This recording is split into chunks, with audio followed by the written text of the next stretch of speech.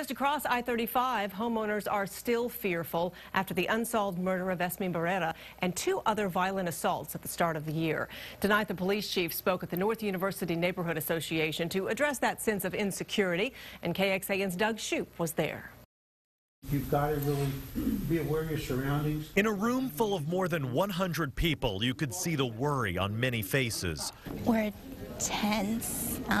You don't know what's going to happen next. You're just really scared. Police Chief Art Acevedo says officers are still following up on leads in the murder of Esme Barrera and possibly related attacks of two other women. Hopefully that there are some leads and some progress with the investigation. What people want to know most is, are they safe? In some sense, the fact that people are alarmed tells you that it is a rare occurrence.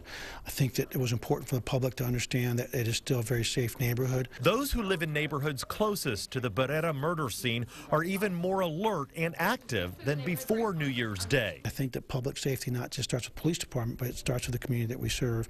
People being good neighbors, people being nosy neighbors, people calling in when they see something out of place. Although rumors have spread since the murder and attacks, the police chief addressed what crimes he has heard about and what he hasn't. You don't get information from blogs, you get information directly from the sources of the police department, and that's why I'm glad that we're having this relationship and this dialogue. It actually calmed our fears a little of what is truth, with statistics and everything, that we are still a safe neighborhood, so I'm glad about that. In fact, police say in the neighborhoods from I-35 to Lamar and MLK to 45th Street, robberies, aggravated assaults, burglaries, and auto burglaries were down this past year compared to 2010.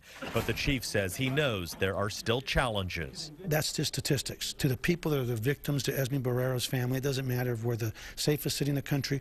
On that night, at that time, we failed the Barrera family as a community, as a police department, and our goal now is to bring them some justice. And the police chief reminded people to never run or walk alone at night or in dark places. He also made a special plea to the many students who live in these neighborhoods, and that is not to walk around the streets intoxicated, which the chief says could make them more vulnerable to an attack. And the police chief urged people to sign up with a website called citizenobserver.com. It notifies the community of crime alerts and lets people send in anonymous tips. Reporting live in Central Austin tonight, Doug Shoup, KXAN News. Thank you, Doug.